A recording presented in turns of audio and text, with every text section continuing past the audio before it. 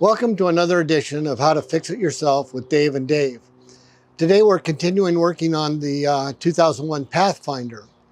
We just got through doing a warm start problem solution, but we never got around to showing you how to do a pressure test on the fuel rail. So in this episode, it should be a fairly straightforward, simple episode, but we'll show you how to do the fuel rail pressure test on a 2001 Nissan Pathfinder. Now, most cars will have a way to do the fuel pressure test, and we'll show you when we get this one together what you need to look for on your car, because some of them have it built in. Sometimes you have to put a attachment into the fuel line. So we'll go over all of that as we get started. But the first thing we need to do is relieve the pressure out of the fuel line so that we're not spraying fuel all over the car when we disconnect the fuel line. So the first thing we're going to do is we're going to pull the fuse for the fuel pump. You'll notice that the fuel pump on this particular Pathfinder goes with this fuse box. You can see right there that that's this one at the very end, this 15 amp fuse is the one that goes to the fuel pump. So we're going to go ahead and pull that fuse.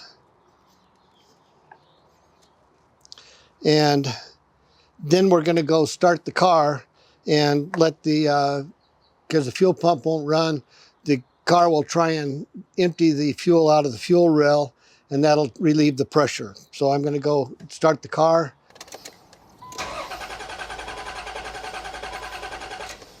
So this is a device that we use to test the fuel pressure on this particular vehicle. Now others will have different attachments, and this may be one that you might use for a different vehicle, a Chevy or a Dodge, depending upon how it's all put together. But this goes right underneath the dampener here. And so we're going to pull the two bolts here, and we're going to insert this into there. And then we're going to use some longer bolts to hold it back down just to keep it from being able to have the pressure pop it out of there. So the thread on this is a number 6 1. It's a metric, so it's 6-1. And it's 40 millimeters long. And so that's what you need to get in order to properly hold this together while we test the fuel pressure. So right now, we'll go ahead and pop these bolts loose.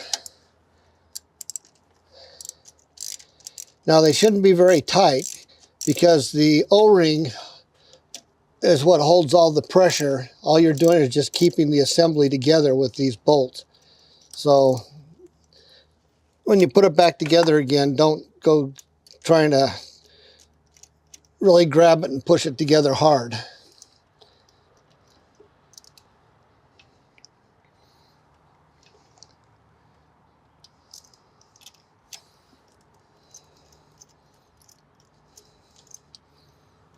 So we're going to disconnect the vacuum hose and just wiggle it, because it is a O-ring in there. Just kind of wiggle it and it'll pop through. We didn't quite get all the gas out of there. You can see we still had a little bit left. But the O-ring here is what holds the pressure. Now if you look at the attachment we're putting in, on the top side this O-ring goes in, and on the bottom this O-ring goes in here. Now whenever using O-rings, I always like to put a little lubrication on them.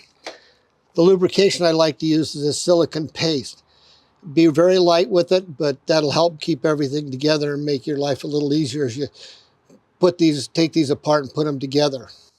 Okay, I'm going to just tap it just a little bit on either side, and I'm going to go ahead and, this already has been greased, but I'm going to do it again, put just a little bit on either side.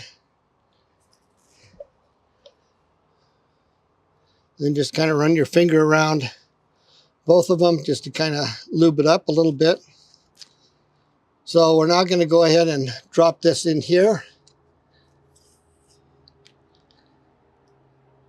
So that goes in nice. Try and position your stem there so that it's in a position where you can get the pressure tester on there. We might go ahead and move this automatic speed control cable just to get it out of the way. although it's really, really stiff, so it doesn't move very much, but it'll give us a little more access. Then we can drop this one right there. Now again, as I was saying earlier, the O-rings are what holds the pressure. So now you're not putting this bolt in here as a major tightener. So you want to just get it snug so that it keeps it from coming apart. Otherwise, you're going to bend these tabs.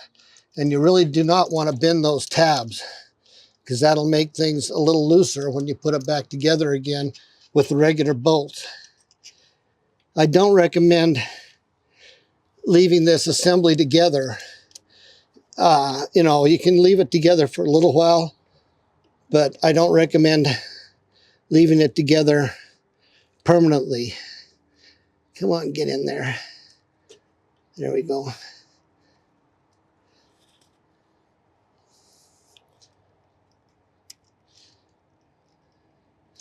All right. So we're going to just tighten that up just a little bit, just a smidgen.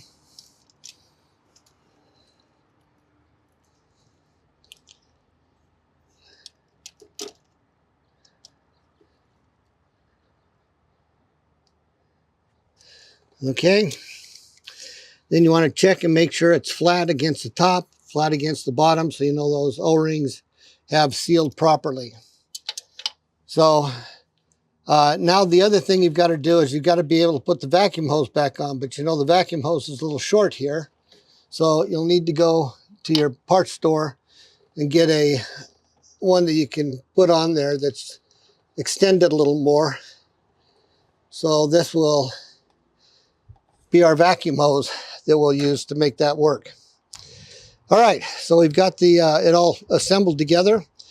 Before we do the fuel pressure test, we're going to go ahead and start the car and let the gasket back into the fuel rail. Then we'll shut off the engine, do a pressure test static with the engine not running. Then we'll go ahead and start the car and do a pressure test with the engine running and see what we get. So at this stage, you need to put the fuse back in, or you're not going to be able to have your fuel pump run to pressurize the system.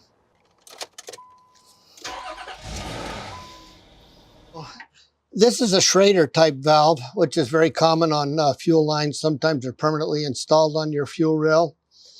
Sometimes they're not, and you have to put something in. If you get a fuel pressure test kit, some parts stores will loan them out to you. You might have to buy your own, but typically they come with a Schrader valve attachment permanently there, and then they'll have all kinds of adapters for other systems that have different ones. But the Schrader valve is a much like a bicycle Schrader valve. It's a one-way valve that when you have it disconnected, it's closed, and so it's holding the pressure. So we just need to go ahead and, now you'll notice right now that the pressure, come on, get on there. There it goes. Oh, no. Okay, there it goes. That the pressure right now is 0. Now, after we get the pressure reading, we'll loosen that so as it tightens up, and then we'll go ahead and drain the pressure back to 0. And this button will take and let the excess gasoline that's in these lines drain out to the ground. Of course, that's not always the most environmentally nice thing to do, but it's not very much gas, so it's really about the only thing you can do. So I'm just going to turn on the key, and then we'll run the engine. So you notice the pressure came up. It's at 20. That's a little, oh, excuse me. So the fuel pressure came up. You notice it's at 20. That's a little light at this point, but it doesn't have to be real strong. We're really trying to get it up to around 40 is where it should be. So let me go get the engine started and let's see where it goes.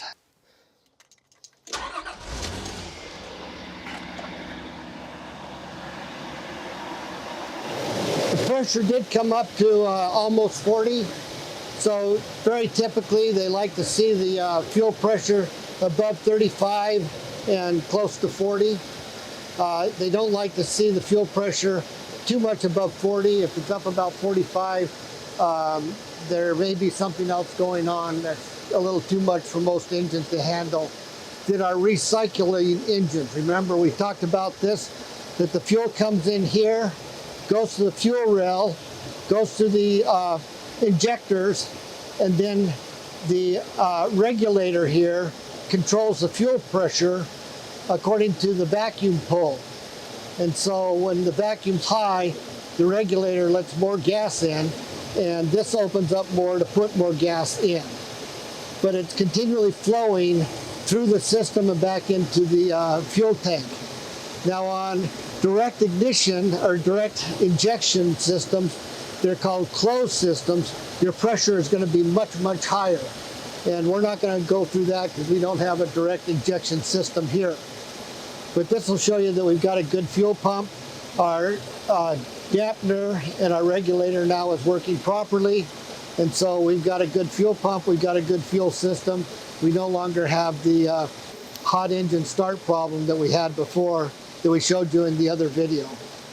All right, so we're going to shut it down, take it all apart, and call it good enough. Okay, so now we're releasing the pressure off of the tester. You'll notice we get a little bit of gas coming out of the hose here. It's not too bad. And then we'll go ahead and remove the issue off of the Schrader valve. Now, just undoing this is just the reverse of putting it together, so we don't need to show you that. I do strongly recommend that if you do need to run with this to do some testing over time, that it's okay to run with the connector in there. But once you're through, you really ought to remove that and make sure that your system is solid, not leaking anywhere when it's put together properly. Of course, at this stage, when I'm gonna now remove that, I need to be sure and relieve the pressure off of the fuel system by pulling the fuse and starting the engine like we did earlier. I hope this has been helpful for you. Show you how this type of an engine uses the checking the fuel pressure for the fuel rails. Again, most engines have some kind of way of testing, attaching some kind of a tester onto the fuel rails. So this is fairly generic for most cars. We appreciate your time. Thank you very much. Please hit the subscribe button, and we'll put the tools that we used in the comments below.